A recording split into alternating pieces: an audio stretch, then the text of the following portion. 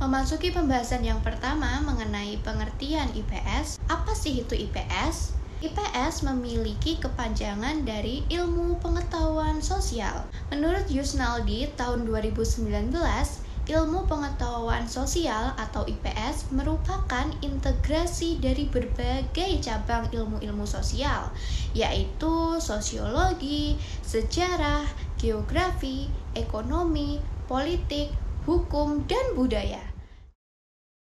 Tujuan pendidikan atau pembelajaran IPS ini secara konseptualnya terbagi menjadi dua macam, yaitu pendidikan IPS dipandang sebagai social studies dan yang kedua pendidikan IPS dipandang sebagai citizenship education atau civic education.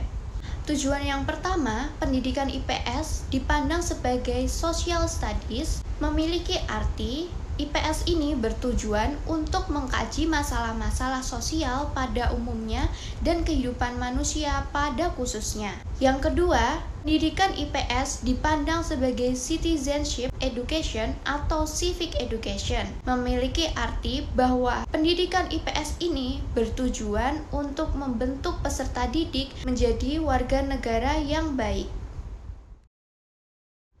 Kira-kira apa saja ya teman-teman tujuan pembelajaran IPS ini bagi guru dan siswa?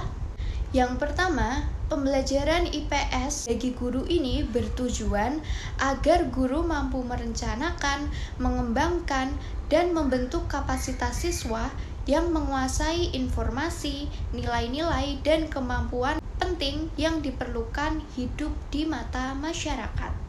Yang kedua, tujuan pembelajaran IPS bagi siswa ini bertujuan sebagai serangkaian sasaran pembelajaran yang dirancang untuk membantu siswa memahami aspek-aspek sosial, budaya, dan ekonomi dalam kehidupan bermasyarakat. Memasuki pembahasan yang terakhir mengenai hambatan pembelajaran IPS dalam mencapai tujuannya. Di sini saya akan mengkategorikan menjadi 3 macam hambatan, yaitu yang pertama, materi yang diajarkan tidak tersusun secara terpadu.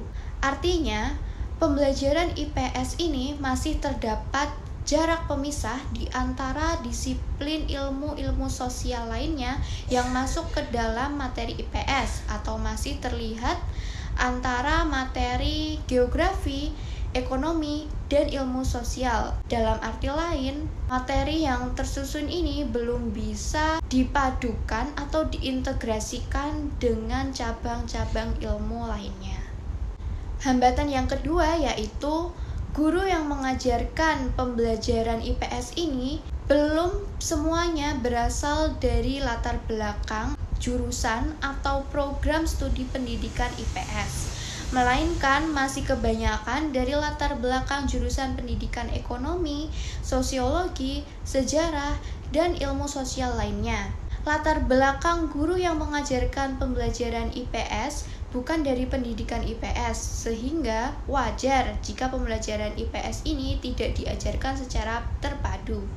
Hambatan yang ketiga yaitu kurangnya atau terbatasnya sumber belajar dan fasilitas mengenai pendidikan IPS yang ada di sekolah. Keterbatasan atau kurangnya mulai dari tersedianya buku IPS, laboratorium pendidikan IPS, dan lain sebagainya ini menjadi salah satu hambatan pembelajaran IPS dalam mencapai tujuannya.